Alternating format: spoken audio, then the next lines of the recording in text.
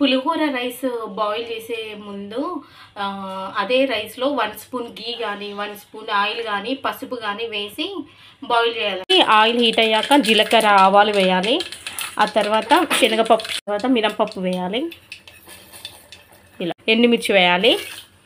ఎండుమిర్చి వేగాలన్నమాట. ఎండుమిర్చి వేగినాక కరివేపాకు వేయాలి.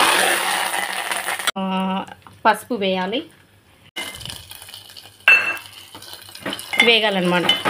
ఇదంతా వేగేసి కలపాలి. మనము ఈ గ్రేవీ ఇందులో కలిపేటప్పుడు సాల్ట్ చూసుకోవాలి. పులిహోర గ్రేవీ పులుపు ఉందా లేదా చూసుకోవాలి. పులుపు లేకపోతే ఇంకాస్త గ్రేవీ కలిపి యాడ్ చేయాలి.